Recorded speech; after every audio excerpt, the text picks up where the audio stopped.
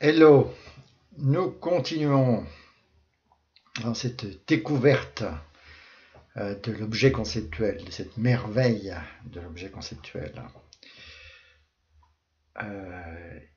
C'est important de comprendre que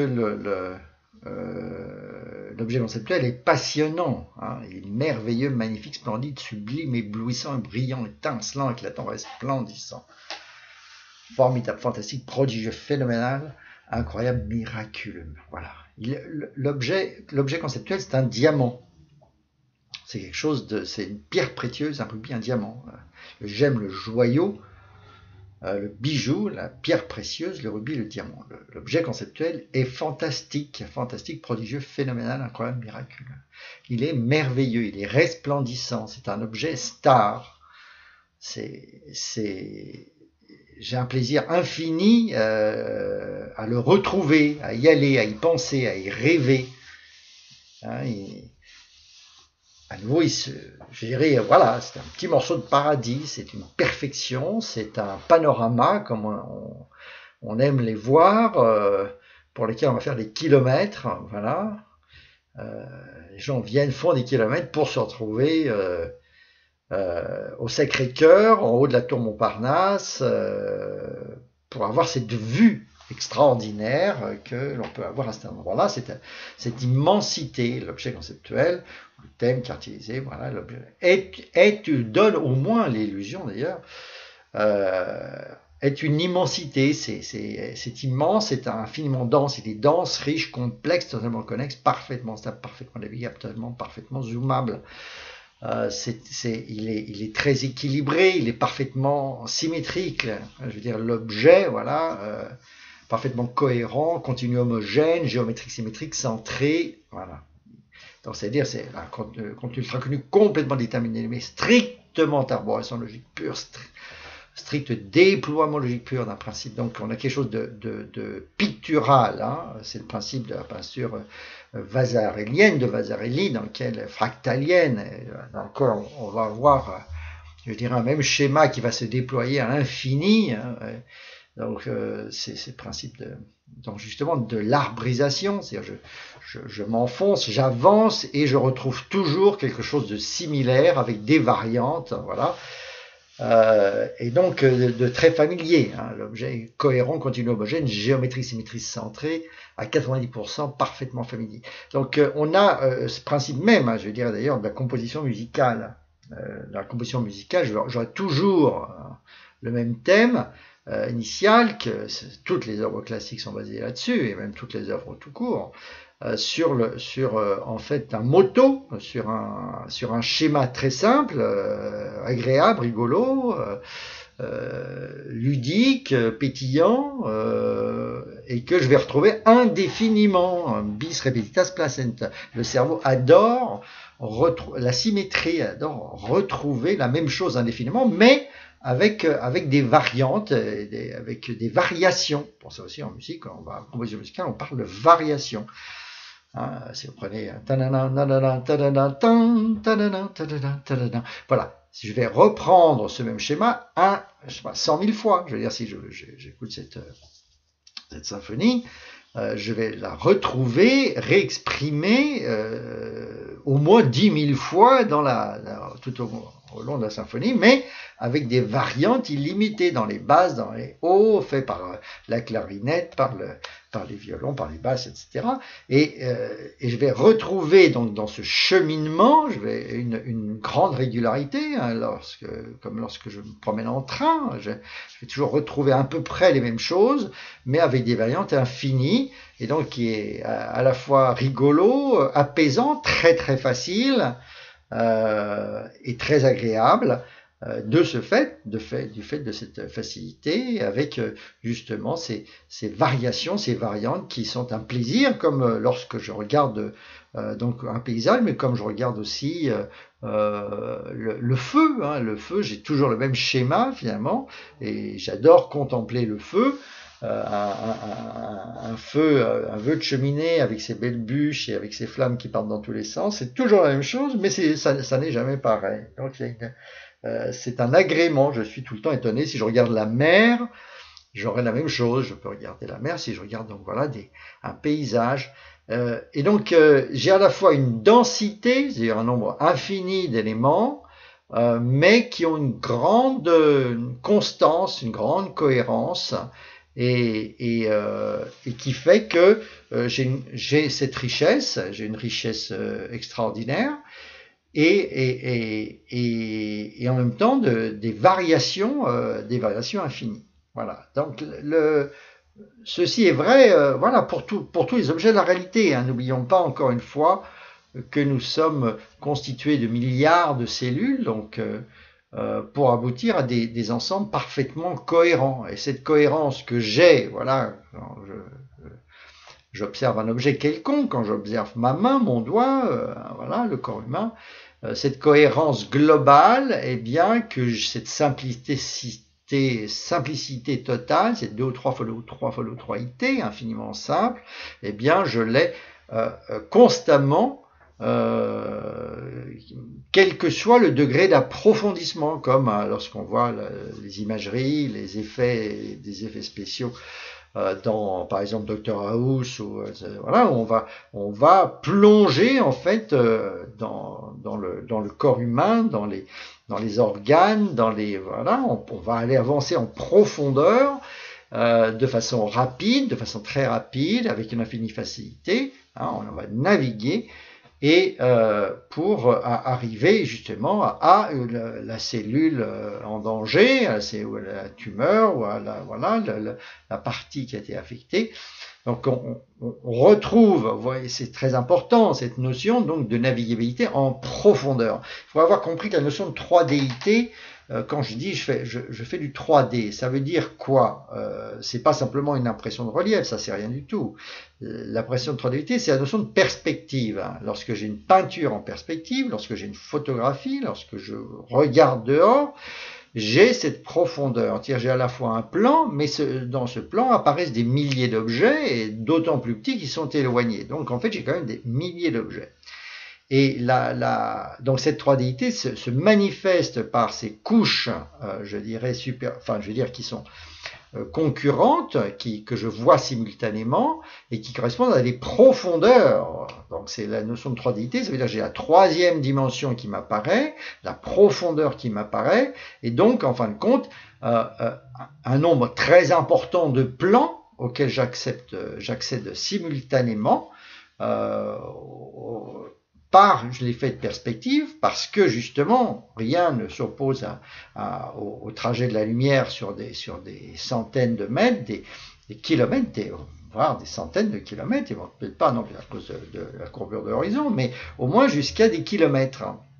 C'est ça la 3Dité. La 3Dité, c'est la troisième dimension pleinement accessible en même temps. Voilà, c'est la multiplicité, ce sont des milliers de plans que je vois en même temps. Et dans lequel potentiellement, si je suis un oiseau, ou si je suis un avion, ou si je suis en ULM, eh bien, dans lequel je peux pénétrer, je peux avancer. Et lorsque je vais visiter mon quartier, eh bien, c'est pareil, je vais passer par les rues, je vais avancer donc en 3 dimensions. Dans la troisième dimension, je vais pouvoir prendre les rues successives et voir finalement des milliers d'éléments, visiter des milliers d'éléments lorsque je visite ma ville, mon quartier, qui correspondent à des couches et à des plans différents. Donc c'est cette simultanéité de vision d'éléments en 3 dimensions dans la troisième dimension qui définit cet aspect, cette 3Dité. C'est-à-dire que je peux appréhender et accéder à des milliers d'éléments présents sur la surface de mon quartier, voilà,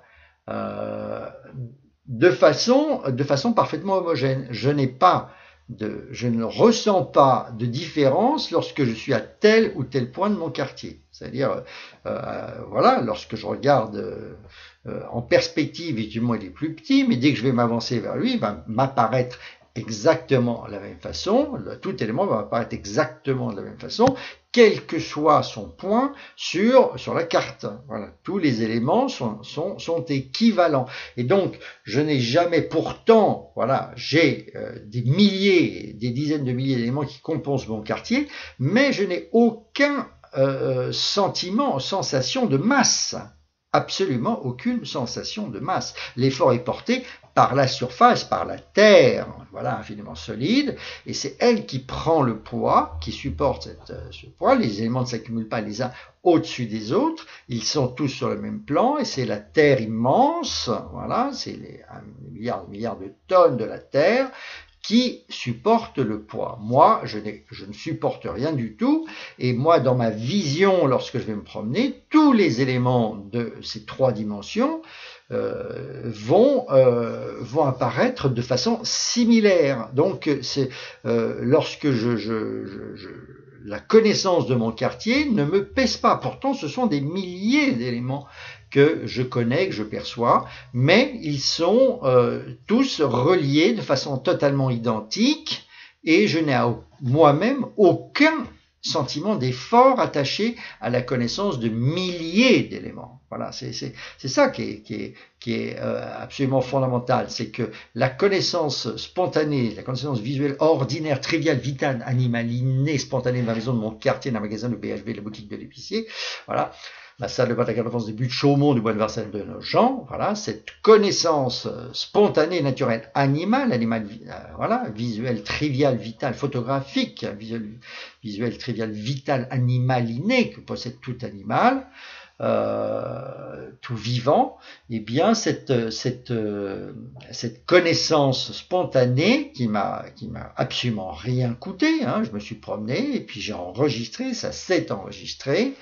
Eh bien, cette connaissance est infinie. La mémoire visuelle est infinie, infiniment vaste et généreuse, infiniment peu coûteuse. Donc, voilà, il faut comparer, je dirais, l'effort monumental que je vais avoir que je vais fournir pour apprendre un petit texte de rien du tout, une petite fable, etc., pour le connaître par cœur, pour m'en souvenir ensuite tant bien que mal. C'est un effort gigantesque, alors que la connaissance que j'acquiers en me promenant voilà, dans les buts de Chaumont, dans un jardin, dans la forêt, etc., dans mon quartier, eh ben, elle me coûte rien. Et pourtant, le nombre d'éléments que j'acquiers est 1 million de fois plus important. Voilà, la mémoire visuelle est infinie, infiniment vaste et généreuse, infiniment peu coûteuse. Donc c'est là, vous voyez bien que ce contraste extraordinaire. Et comme toute connaissance est fondamentalement visuelle, et fondamentalement, je dis bien, hein, je veux dire il faut vraiment avoir, enfin voilà, je ne veux pas dire, mais voilà, toute connaissance est visuelle, voilà, et c'est incontestable, voilà, on pourra en discuter, voilà. Je pourrais vous le répéter 1 milliard de fois, je veux dire, on ne peut qu'en convenir, si vous voulez. La mémoire et la connaissance est visuelle. Et tout est visuel parce que tout est matière. Parce que quand il n'y a pas de matière, il n'y a rien. Voilà. Donc dès qu'il y a quelque chose, il y a de la matière, et que n'importe quelle matière, n'importe quel grain de poussière, un élément minuscule, contient des milliards de milliards d'atomes. Voilà. Donc c'est du lourd, c'est du concret, tout est matière, et tout est, comme je l'ai dit précédemment, tout est assemblage de figures géométriques et de conjointes, et n'importe quel élément solide, eh bien, ce sera composé d'un continuum parfait, je dirais, d'atomes qui sont liés de la même façon et de façon infiniment homogène, avec des faibles ruptures, je dirais, tous les milliards d'éléments, tous les centaines de millions d'éléments.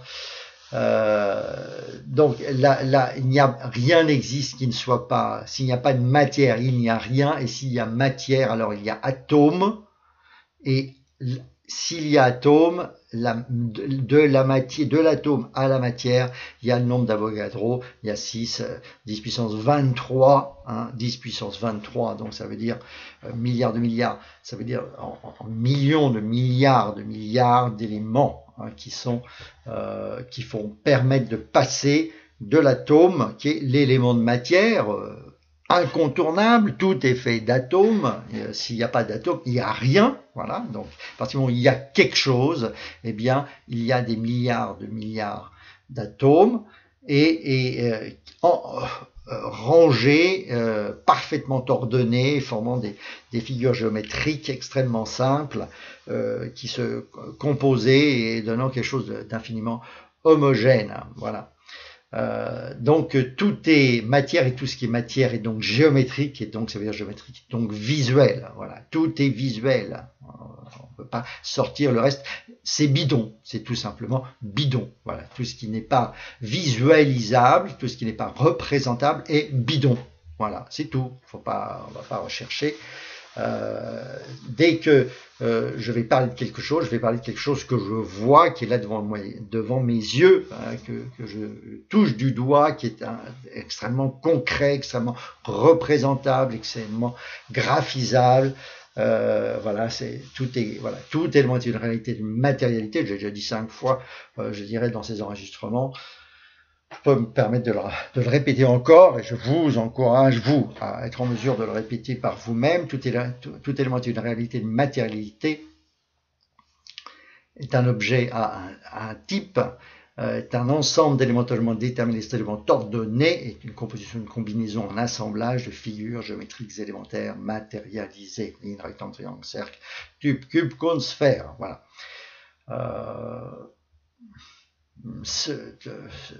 Tant et si bien que, je dirais, tout ce que l'on va construire, hein, lorsque je vais construire un immeuble, un gratte-ciel, une fusée, un sous-marin, etc., eh bien, je ferai mon travail d'ingénieur qui va se manifester sous la forme de plans. Hein, je veux dire, construire un immeuble, ce sont des plans. Construire n'importe quoi, ce sont des plans. Faire un portable, voilà, un iPhone, etc., ce sont des plans. Et tout programme informatique est basé sur des plans aussi. C'est-à-dire qu'on ne construit plus aujourd'hui un programme informatique sans en faire une analyse, c'est-à-dire sans le planiser, c'est-à-dire sans faire des diagrammes, hein, structure, liste, index, plan, carte, dessin, graphe, schéma, diagramme, organigramme, tableau, synthèse. Voilà. Et le texte vient pour consolider, enrichir, expliciter, graphiser, je dirais, enrichir, je dirais, ces représentations. J'ai une combinaison à nouveau, j'ai déjà dit, entre le graphe et le texte, mais on va dire encore, quand le texte n'est que l'économie du graphe, hein, est principalement une représentation, je dirais, un codage du graphe, un codage économique sur lequel j'ai peu d'ambiguïté, qui va me permettre donc un échange, je dirais, extrêmement économique, parce que faire un graphe, dessiner le graphe est lui-même compliqué, donc je préfère l'expliquer et donc le transmettre par les mots, plutôt que faire le dessin qui implique la feuille de papier, le crayon, du temps, une surface plane, etc., ce qui est un peu compliqué. Et donc je vais utiliser donc mon tableau interne, hein, mon PowerPoint interne, mon outil de dessin interne, donc voilà mon tableau blanc, mon tableau noir interne, que tout le monde possède, et de façon à ce que mon interlocuteur, vous, aujourd'hui, puissiez représenter, dessiner au travers du codage de mon expression verbale, ce que moi-même je vois. Je dis toujours ce que je vois. Hein. Voilà. Alors,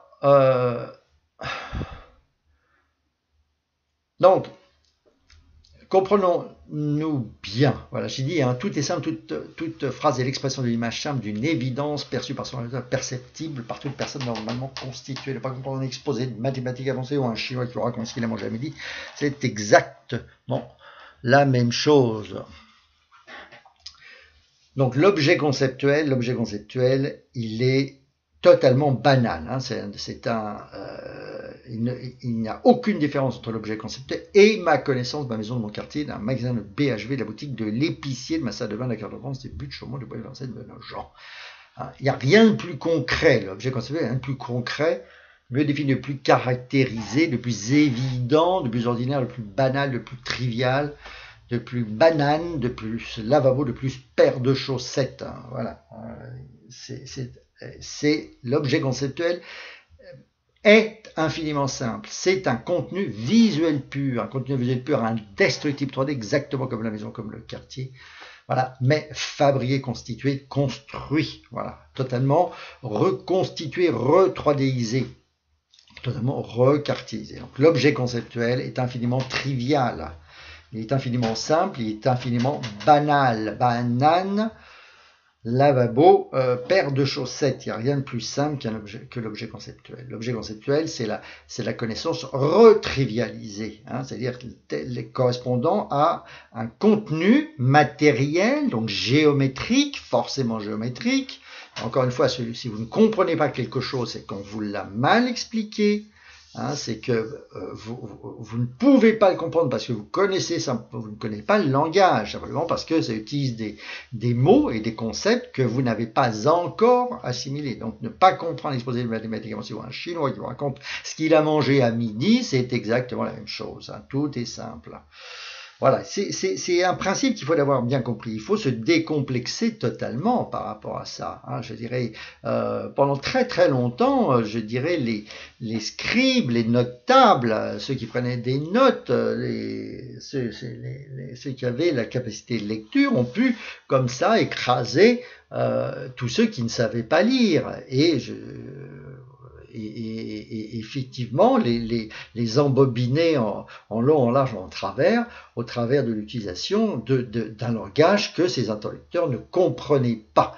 Voilà. Et donc ça correspond, c'est ce qui s'est passé pendant, je dirais, infiniment de temps. Et donc la lecture a donc déjà fait tomber une grosse part de cette escroquerie attachée à la connaissance réservée. Hein. Et n'oublions pas que la première des choses que fait un conquérant en termes de territoire, c'est de déscolariser les populations conquises, de façon à ce qu'elles perdent la capacité de communication et de raisonnement, et donc qu'elles soient donc corvéables et qu'elles puissent être maintenues en esclavage et donc utilisées comme des bêtes de somme, comme des esclaves le plus longtemps possible pour l'infini confort, je dirais, des conquérants, des possédants. Voilà.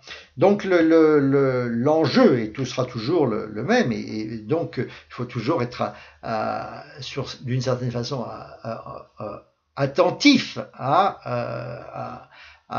aux tentatives toujours répétées de casser l'enseignement, de réduire, d'abaisser l'enseignement, d'empêcher l'enseignement. Hein. Il y a toujours derrière des salopards, il y en aura toujours, je dirais, ça fait partie de la vie, et donc des exploiteurs et des salopards qui veulent, je dirais, maintenir leurs privilèges en s'efforçant d'empêcher la plus grosse partie de la population d'accéder au savoir, et au vrai savoir, un savoir, je dirais, suffisamment dense et pour être exploitable. Eh bien, cette tendance et cette démarche est constante et existera, a toujours existé, existera toujours. Je veux dire, il faudra le fait d'avoir l'accès à la connaissance, l'accès facile, c'est-à-dire sans bâton dans les roues, pour le plus grand nombre, sera toujours l'objet d'attaque. Et aujourd'hui, si on a une baisse du niveau considérable du niveau de l'école en France, alors que dans de nombreux pays qui étaient jadis en voie de développement, eh bien, ils se développent à la vitesse grand V, eh bien, c'est parce que dans la société française existent des gros salopards, des gens mal intentionnés, paresseux, bons à rien, des gros salopards qui ont infiniment intérêt, de façon consciente ou semi-consciente, à ce que le pays s'affaiblisse intellectuellement et du point de vue de la connaissance pour pouvoir s'approprier les richesses du pays. Donc ça n'est pas nouveau, ça a toujours existé, que ça existera toujours, et ce sera toujours au peuple, je dirais, de prendre conscience de ces tentatives d'exploitation, de vol, d'escroquerie, et de réagir en conséquence de façon à remettre en place un système scolaire qui fonctionne et dans lequel les classes soient paisibles et dans lesquelles les élèves, quels qu'ils soient, puissent apprendre dans des conditions efficaces de concentration et d'échange, je dirais, avec leurs professeurs. Voilà, donc message politique, éminemment politique, correspondant à notre situation actuelle en 2016 à présent, et qui exige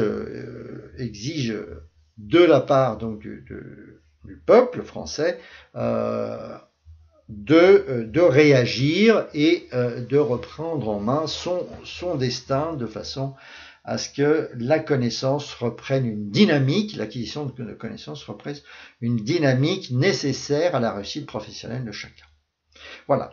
Donc, alors un professeur, qu'est-ce que c'est un professeur en particulier agrégé, en particulier, donc ça veut dire qu'il possède l'agrégation, qui est aujourd'hui le plus haut niveau d'enseignement, donc il y a des agrégats. Et l'agrégat, c'est l'objet conceptuel, c'est-à-dire c'est la connaissance totalement évidencié, totalement trivialisé. L'objet conceptuel, voilà, le quartier conceptuel, l'objet parfait, le thème quartierisé. Thème quartierisé, le quartier conceptuel, le quartier de l'espace conceptuel. Connaissance parfaite fabriquée de toutes pièces, voilà, le quartier, la connaissance totalement trivialisée, quartier conceptuel, c'est le thème quartierisé, le quartier. Le thème totalement évidencié, totalement trivialisé, totalement cristallisé, rendu exactement comme la maison, comme le quartier, qui n'a plus qu'à visiter, dans lequel il n'y a plus qu'à se promener, qu'à naviguer, qui n'a plus qu'à visualiser, qu'à parcourir, auquel il suffit de penser, de rêver pour le rafraîchir, le consolider, l'enrichir. Mais je reprends totalement trivialisé, rendu le thème totalement trivialisé, rendu exactement comme la maison, comme le quartier. Donc, que rien ne distingue d'un quartier de l'espace réel, dans lequel il n'y a plus qu'à se promener, qu'à naviguer, que tout le monde peut visiter, que rien ne distingue d'un quartier de l'espace réel, ma connaissance visuelle ordinaire, triviale, vitale, animée, de ma maison, de mon quartier, etc. Donc l'agrégat, c'est l'objet conceptuel, c'est le quartier conceptuel, c'est le grand ensemble d'éléments que je vois tous en même temps. Je vois absolument tout, voilà. Que rien ne distingue ma maison de mon quartier. C'est 10 000 éléments que je vois tous en même temps. Donc c'est une base de données, de connaissances, base de données conceptuelles. C'est un ensemble d'éléments parfaitement, totalement trivialisé, l'ensemble totalement d'éléments strictement ordonnés, totalement ordonnés, juxtaposés et imbriqués. Voilà, exactement. Lorsque je me promène dans ma maison, dans mon quartier, eh bien, j'ai cette notion de juxtaposition et j'ai cette notion d'invariance par approfondissement, par plongeon. C'est-à-dire, voilà, je vois mon magasin de loin, après je me rapproche de mon magasin, je rentre dans le magasin, je vais aller dans le rayon, l'étage, voilà, et puis là je vais aller voir le beurre, le lait, etc. Et puis je vais me rapprocher de la bouteille de lait, et puis je peux me rapprocher de l'étiquette, etc. Donc j'ai une invariance, j'ai une capacité à plonger indéfiniment, voilà, dans ce grand ensemble d'éléments, de façon systématique, c'est un ensemble d'éléments dont l'accès à l'un quelconque de ces éléments provoque systématiquement l'apparition de ces éléments suivants qu'il compose et qui l'entourent, de ces 2 ou 3 fois 2 ou 3 éléments qu'il compose, et selon chaque direction, chaque dimension, chaque point de vue, de ces 2 ou 3 fois 2 ou 3 fois 2 ou 3 éléments qui l'entourent. Voilà, c'est-à-dire il y a une invariance d'échelle totale, c'est-à-dire que le fait de voir en fait mon magasin à côté d'un autre magasin, à côté du café, à côté de la rue, à côté de la boulangerie, etc., et le fait d'être ensuite dans le rayon produits laitiers et de voir le fromage de Hollande avec à côté du Roquefort, etc. J'ai changé de dimension, j'ai approfondi, j'ai plongé, mais ma vision restera toujours de même nature et avec sans aucun effort. Ma visualisation est parfaite. J'ai à chaque fois une perception graphique extrêmement simple, extrêmement contrastée. Je vous rappelle, j'en profite entre parenthèses que si j'ai mis le toucan, je dirais, en symbole, c'est aussi à côté du rubis, c'est parce que justement on voit, comme dans tous les objets réels, ces formes extrêmement simples, formes géométriques, ligne rectangle, triangle, cercle, cube, cône, sphère, très contrastées, avec des couleurs extrêmement contrastées, et donc qui me donnent une vision infiniment simple des choses. Voilà, je vais prendre n'importe quoi, je prends ma chemise, on voit bien le contraste avec la peau, avec voilà, et le contraste du col, avec le petit bouton plus sombre qui apparaît très bien, et avec les épaules ici qui sont bien en contraste avec le fond. Donc l'objet correspond à une composition toujours très simple, à une 2O3 x 2O3 IT. Quel que soit, je prends la poêle, je la vois bien avec le manche, avec la partie centrale et avec les bords, etc. Tous les objets correspondent à un design en fait extrêmement épuré, extrêmement simple. Voilà. Donc l'objet conceptuel, c'est dense, riche, complexe, totalement. Donc c'est quelque chose qui est dense, comme une maison, comme un quartier, comme ma maison, c'est-à-dire j'ai des milliers d'éléments, mais je n'ai aucun sentiment de poids, de complexité. C'est simple, quelle que soit ma position. C'est-à-dire quand je navigue dedans, eh bien je vois à chaque fois des sous-ensembles composés de très peu d'éléments, très contrastés, très visibles. Voilà.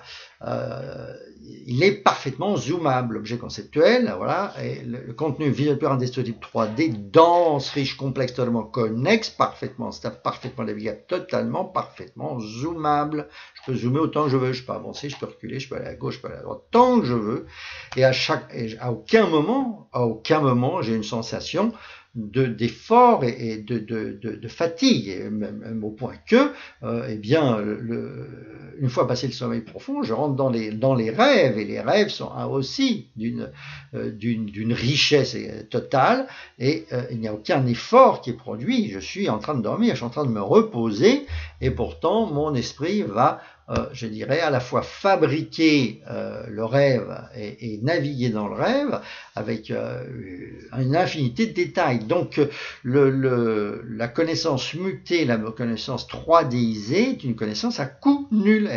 On est dans le supraconducteur. Et de la même façon, vous avez les baleines, les poissons qui bougent sans arrêt jusqu'à leur mort, voilà, se promènent. Eh bien, le cerveau humain, tant qu'il est en vie, eh bien, va fabriquer des images et va naviguer dans cet océan d'images à l'infini, avec un mouvement permanent, qui est à coût nul, dans lequel j'ai une relation permanente. Tant que j'arrive à manger, tant que j'arrive à produire la calorie, eh bien, ces calories vont se transformer en production d'images.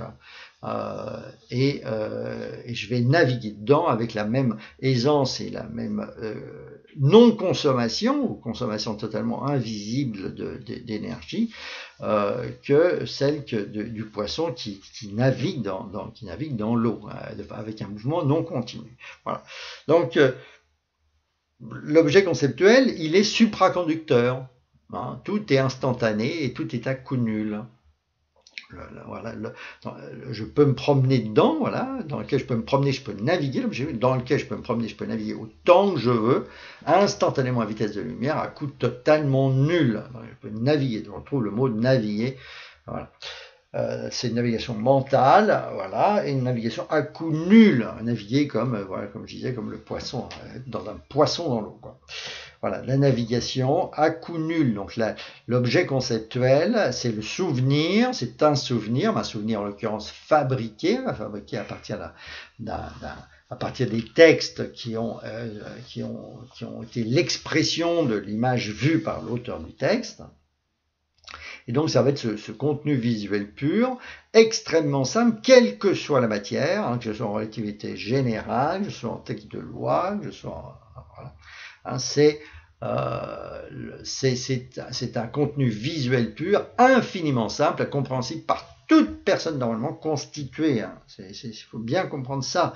Aujourd'hui, si je demande à quelqu'un qui n'a aucune instruction, mais qui est de me raconter là où il est, je dirais, les vaches qu'il est en train de regarder, à l'époque, je veux dire, les bergers n'avaient pas beaucoup d'instructions, hein, mais par contre, ils connaissent leurs veaux, leurs animaux, les animaux de leur troupeau, par cœur, dans les moindres détails, ils peuvent vous en dire des milliers de choses. Donc, il en a la connaissance parfaite. Il n'y a pas de différence entre cette connaissance parfaite, là, et la connaissance, je dirais, de la relativité. Quand je maîtrise, je dirais, une théorie en physique ou en mathématiques, hein, ne pas comprendre un exposé mathématiquement, c'est un chinois qui vous raconte, voilà, c'est exactement la même chose. Il n'y a qu'une seule connaissance, et cette connaissance, elle est visuelle, elle est matérielle, elle est accessible à n'importe qui. La connaissance est unique. La connaissance, la vérité, toute connaissance a une nature unique qui correspond à de la juxtaposition d'éléments, à de juxtaposition et à de la composition, d'éléments. Voilà. L'objet conceptuel, le grand ensemble d'éléments, je vois tous en même temps, l'ensemble d'éléments, je vois tous en même temps, je vois toujours tous en même temps, parfaitement, totalement, parfaitement. Voilà. Totalement, strictement, totalement ordonné, juxtaposé et imbriqué. Voilà. Il n'y a qu'une seule connaissance, il n'y a qu'une seule nature de la connaissance, de la façon qu'il y a une seule nature des objets de la réalité. Donc je vois une voiture, je vois la tour Eiffel, je vois une vache, je retrouve toujours la même nature de connaissance, la même nature, c'est-à-dire cet ensemble d'éléments géométriques, de formes géométriques élémentaires, juxtaposées, voilà, parfaitement symétriques, parfaitement cohérents, etc. Que je vois une vache ou que je vois, voilà. Je vois un disque dur, à l'intérieur d'un disque dur, et bien j'aurai toujours la même chose. Voilà, j'aurai toujours un design, j'aurai quelque chose qui sera dessinable, graphisable et donc photographiable. Voilà, il n'y a qu'une seule forme de connaissance. La seule barrière qu'on va avoir, ça va être la barrière du codage, donc c'est-à-dire du langage qui va être utilisé pour décrire cette connaissance. Mais ce qui est décrit par ce texte potentiellement incompréhensible quand on n'a pas appris la langue, eh bien, en fait, ce qu'il y a à voir, ce qu'il y a à comprendre est toujours lui-même infiniment simple. Voilà. Et ça, je peux vous dire qu'il y a une seule personne. Actuellement, il y aura une personne sur 100 qui va vous le dire, ça. Hein, qui va vraiment vous le dire, qui va vous l'affirmer, que la difficulté n'est jamais... elle n'est jamais la difficulté du fond, elle est la difficulté de la communication de ce qui est. L'objet qui est décrit est lui-même toujours infiniment simple. C'est la façon de le coder et de le transmettre qui exige un effort d'apprentissage d'un langage. Voilà. Et tant que ce langage n'a pas été, je dirais, acquis, et que les mots et les images associées à ces mots et les compositions associées à ces mots n'ont pas été assimilées parfaitement comme pour apprendre une langue étrangère, pour apprendre le chinois, eh bien, j'aurai une infinie complexité de communication.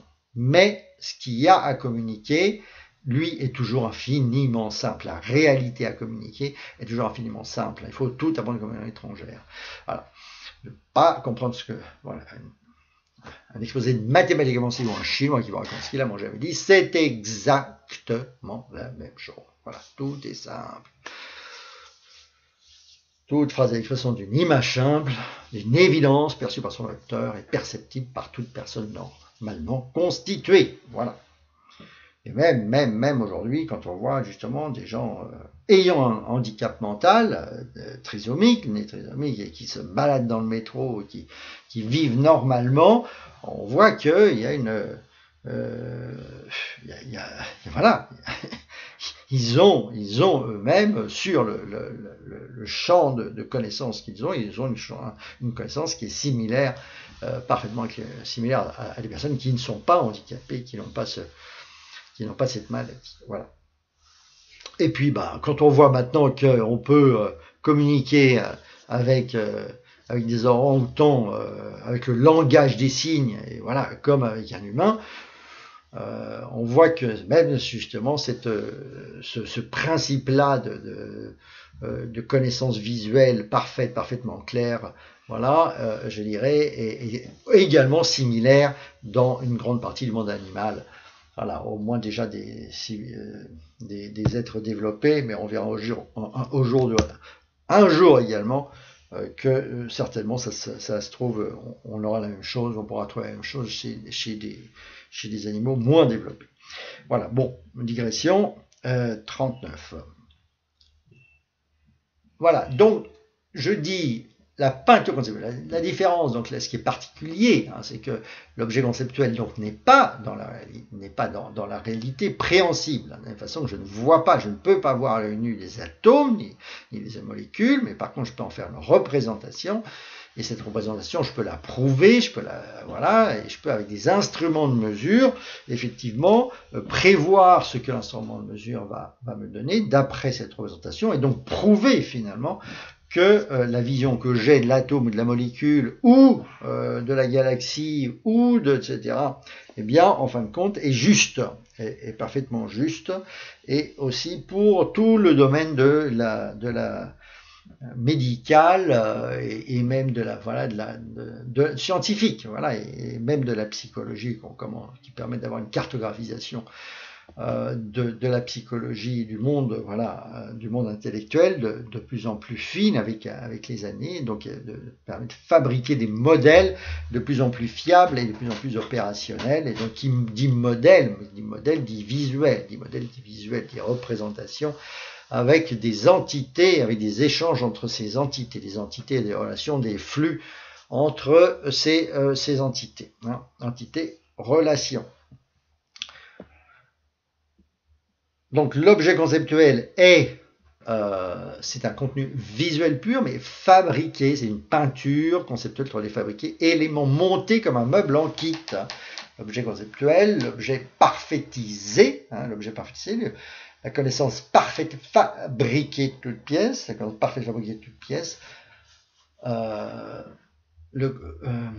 peinture conceptuelle 3D, le contenu visuel pur indestructible 3D, exactement comme la maison, comme le quartier fabriqué, constitué, construit, petit à petit, élément après élément, composant après composant, objet après objet, image après image, évidence après évidence, trivialité après trivialité, précision après précision, mutation après mutation, miroir après miroir.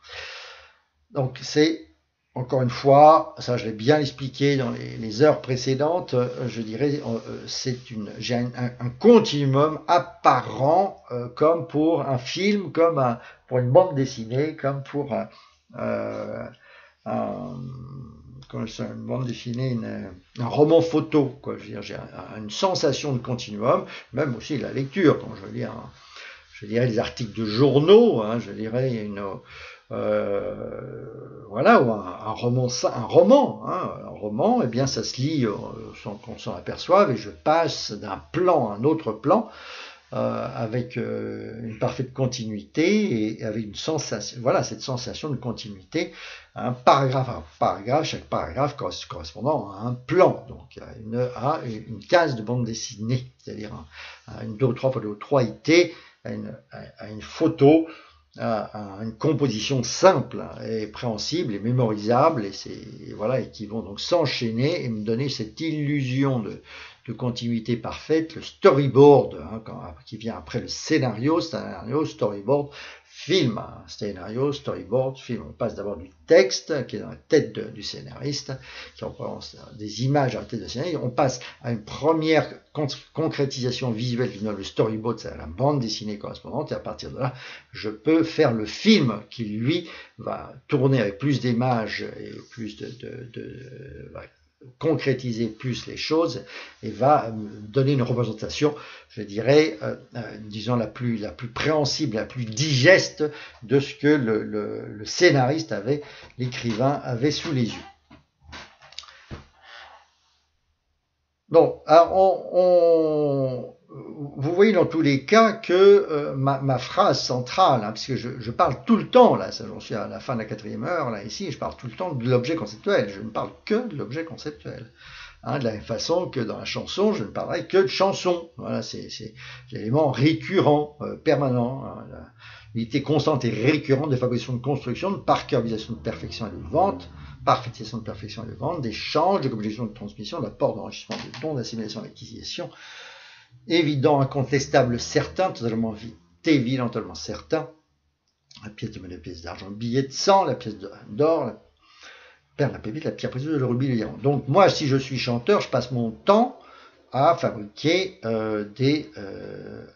des chansons. Tout tourne autour de la chanson. Si je fais de la programmation, tout tournera autour du programme, donc en Java, de la classe, hein, de l'unité de programmation.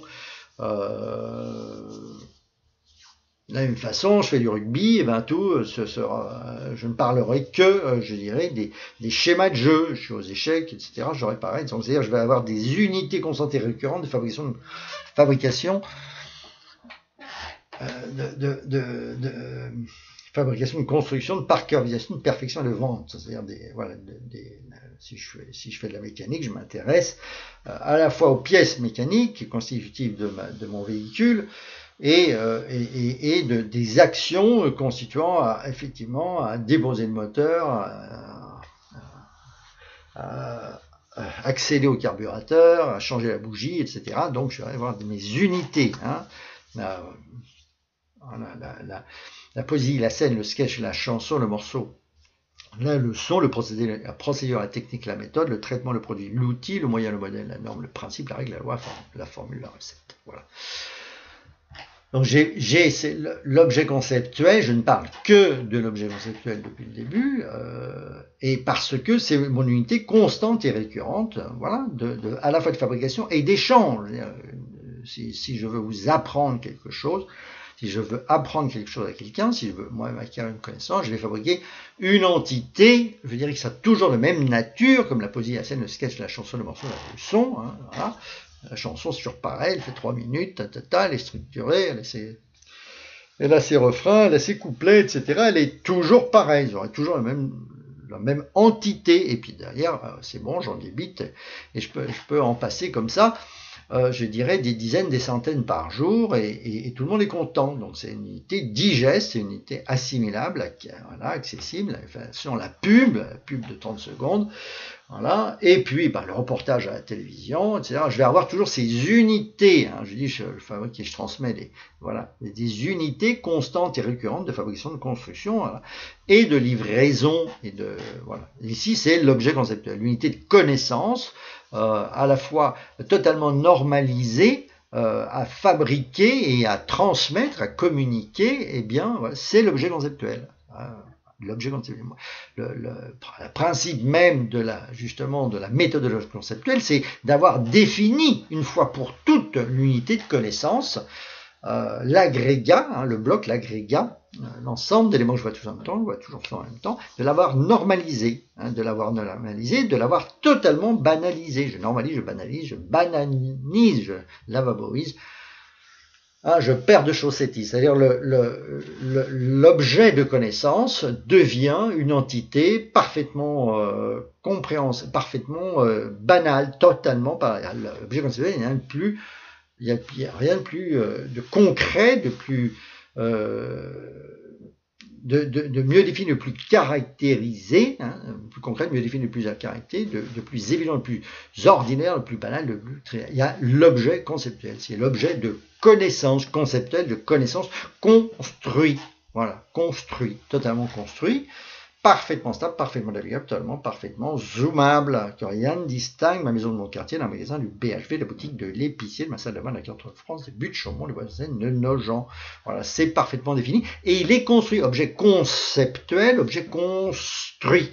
Voilà, l'objet conceptuel, l'objet parfaitisé, la connaissance parfaite fabriquée de toutes pièces, la connaissance parfaite, la peinture conceptuelle, la peinture, je fais de la peinture, je mets un élément, j'en mets un autre, j'en mets encore un autre, etc. Peinture conceptuelle, le contenu visuel pur indé se déploie exactement comme fabriqué, constitué, construit, petit à petit, consciemment, volontairement, élément après élément, commençant par un composant, objet après objet, c'est ça, consciemment, volontairement. C'est-à-dire, je fabrique une entité visuelle parfaitement zoomable, voilà, comme je fais de la peinture, mais avec la peinture, je suis contraint par des formes géométriques excessivement rudimentaires, et je n'ai pas la possibilité, je n'ai pas la richesse de mettre n'importe quel objet. Dans l'objet conceptuel, je combine n'importe quel objet. Je peux mettre un paquebot, je peux mettre un œuf, je peux mettre Kant, je peux mettre le théorème de Thalès, je peux les grouper comme j'en ai envie. Si je veux faire ça en peinture réelle, je vais avoir je peux le faire, mais ça va me coûter cher, ça va me coûter. Le principe de l'objet conceptuel, c'est justement que je peux combiner tous les objets que je veux, à condition que ça ait un sens, hein, l'unité constante et récurrente, non, c'est pas ça que je veux dire, contenu ultra-connu complètement déterminé, limité, strictement arborescent logique pure, strict déploiement logique pure d'un principe du machin, ça. Donc il est complètement cohérent, il est totalement évident, hein, c'est un déploiement logique pure d'un principe du machin initial.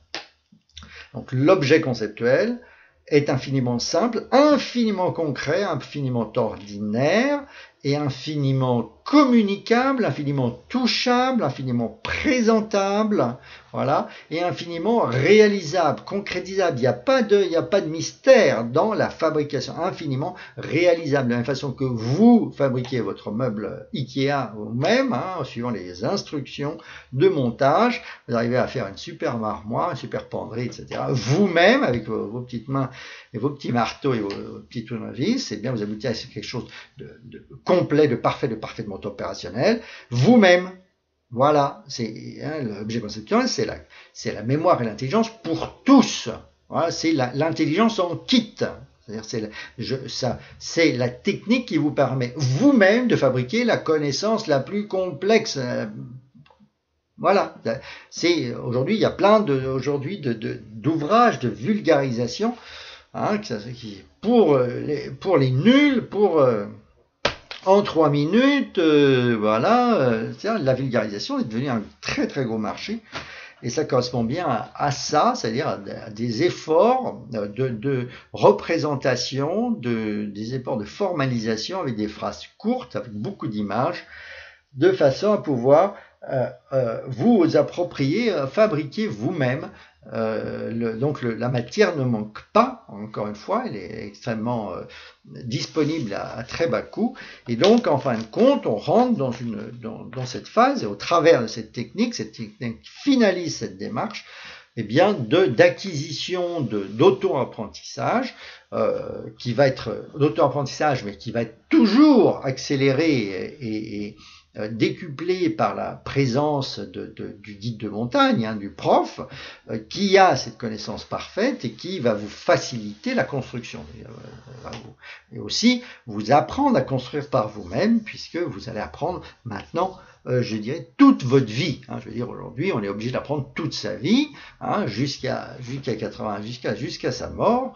Eh bien, il faut le faire de la même façon que tout le monde lit. Hein, on n'a pas besoin d'avoir un liseur, quelqu'un vient vous lire. Eh bien, vous avez acquis la maîtrise de la lecture. Eh bien, vous allez apprendre, l'objet conceptuel, à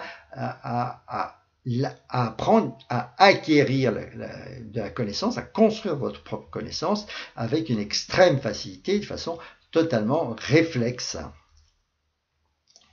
Voilà, c'est de façon naturelle, par la répétition d'un même geste, comme pour la lecture. Hein, je ne pose pas de questions, je lis, et puis ça, voilà, et ben de la même façon, vous allez développer l'objet conceptuel. La technique de l'objet conceptuel consiste à avoir développé, comme pour la lecture, le skill, la conduite d'une voiture, un réflexe, un geste que je vais utiliser 1 million de fois, hein, comme je respire en ce moment, et comme je bouge mes bras, eh bien, à coup nul, et qui va me permettre de synthétiser, à faire de la synthèse, de synthétiser de la connaissance, de fabriquer, comme pour un meuble en kit, de fabriquer une connaissance absolument parfaite, parfaitement stable, parfaitement navigable, totalement, parfaitement zoomable, indestructible, le contenu visuel pur, indestructible, 3D, exactement comme la maison, comme le quartier, fabriqué, constitué, construit, petit à petit, comme un peintre, hein, petit à petit, élément après élément, composant après composant,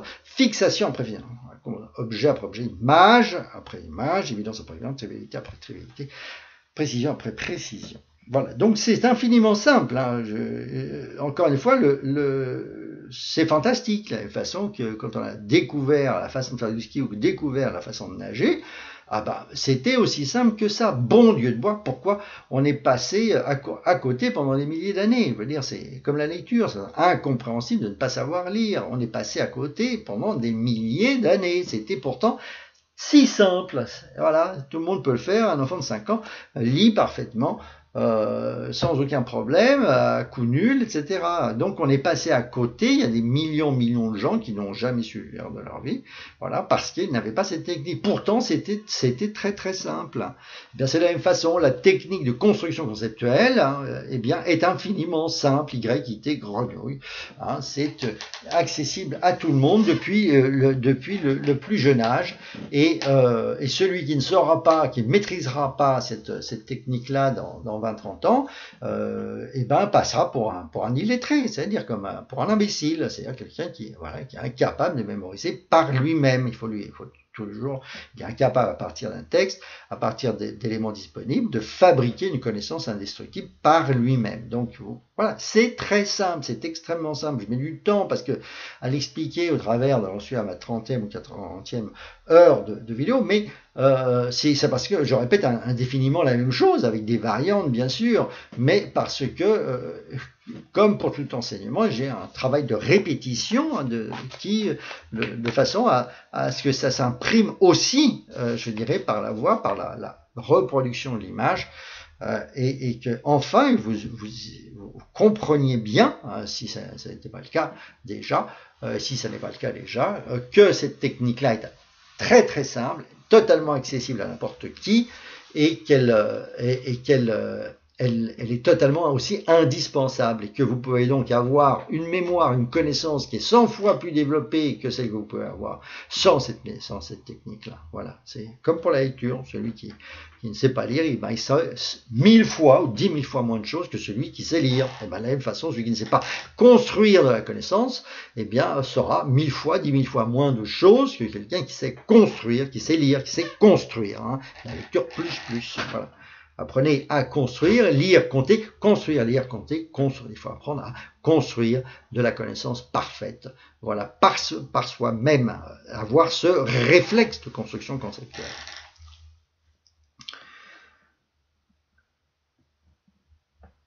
Donc, il me reste 3-4 minutes sur cette quatrième heure.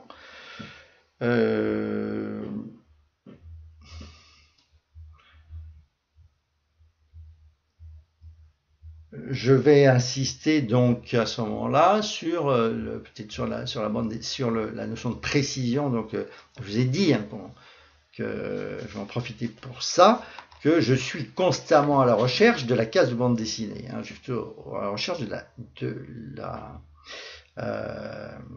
ce que j'appelle la précision, la 2 au 3 fois 2 au 3 IT, 2 au 3 fois 2 au 3 fois 2 au 3 IT, donc c'est-à-dire de l'image fixe.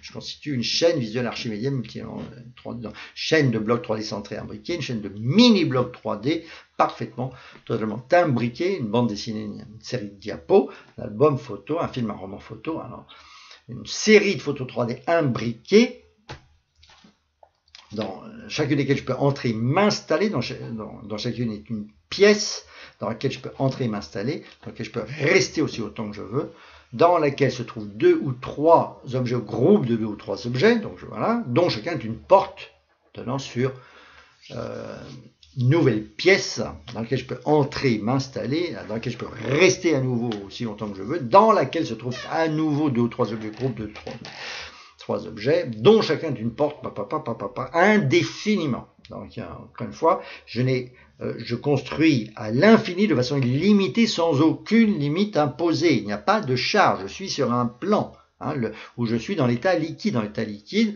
vous voyez se former justement les poissons, les plantes, les pieuvres, etc., les calamars géants, etc., sur le support à queue, donc qui supporte toute la charge, donc je suis en apesanteur totale. Et bien, de la même façon, la construction conceptuelle est une construction en apesanteur. Il n'y a pas de poids. Aussi comme la toile d'araignée, eh bien, c'est tellement léger, l'araignée est tellement légère et la toile est tellement légère qu'il n'y a plus de notion il n'y a pas de notion de poids. La toile d'araignée ne pèse pas, hein, elle flotte complètement dans l'air. Il y a une apesanteur, il y a une véritable apesanteur.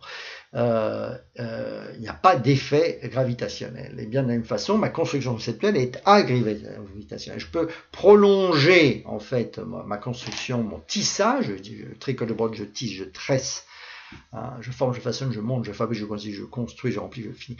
Voilà. Je tricote, je brode, je tisse, je tresse, je file, je tresse. Voilà. Tricote, je brode, je tisse, je file, je tresse. Donc c'est-à-dire je fais, voilà, je tends ma toile, je crée mon arbre à l'infini de façon illimitée, sans aucune limite imposée, autant que je veux, autant que nécessaire, autant qu'il faut, autant qu'exigé par ces 20 000 éléments que je dois faire exister, que je dois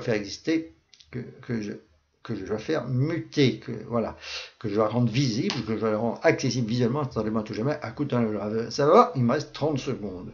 Donc c'est bien, voilà, je pense que c'est une bonne heure, je suis assez content de cette heure-là, elle est à mon avis très consolidante. Je pense que je vais en faire une, peut-être deux après, on verra surtout peut-être plutôt sur des exemples. Voilà, grosse bise, ciao, à bientôt, je termine.